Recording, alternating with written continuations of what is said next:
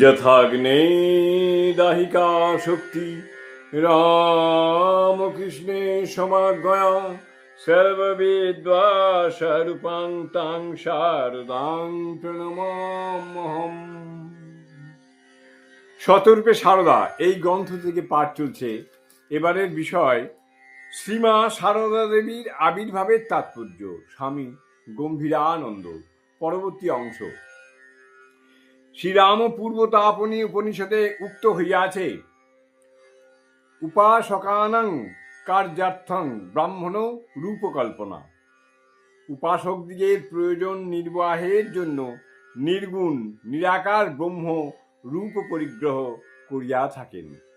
শ্রীমদ্ ভাগবত গীতাতে আছে, যে যথাম্মাম প্রপদ্যন্তে তাং তথৈব ভজাম্যহম।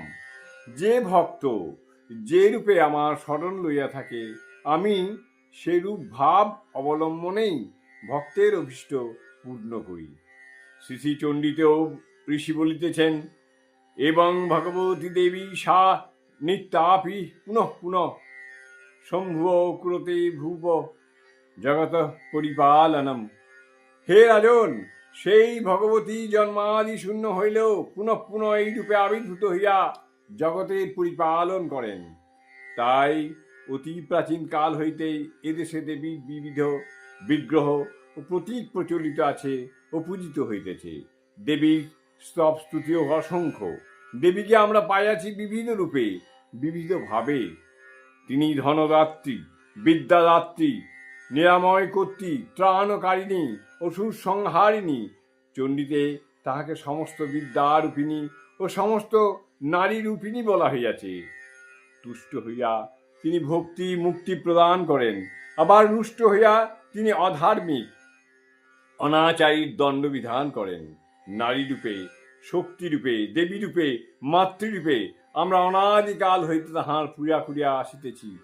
রামপ্রসাদ, কমলাকান্ত, রাজা রামকৃষ্ণ প্রভৃতির ভক্তিতে মুগ্ধ তিনি আবার স্বর্গের ঐশ্বর্য ছাড়িয়া মর্তের কুটিরে পদার্পণ করেন। এমনকি তিনি ভক্তের ভাঙা বেড়া বাঁধিয়া দিয়া যান। কন্যা বেশে, জননী বেশে তিনি শোকে দুঃখে সান্ত্বনা প্রদান করেন। স্বর্গের দেবীর সহিত বাঙালি এমনই করিয়া আত্মীয়তা পাতাইয়াছে, কিন্তু দেবী তবু দেবীই থাকিয়া গেলেন। মানুষের মতো মানুষের শরীরে তখনও বিগ্রহ পরিগ্রহ করিলেন না। শ্রীমায়ের জীবনে আমরা দেবীর এই অবতরণ ধারারই চরম পরিণতি দেখিতে পাই।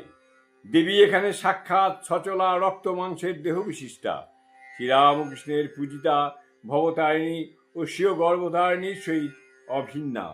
শ্রীমা, জয় মা, জয় মা, জয় মা।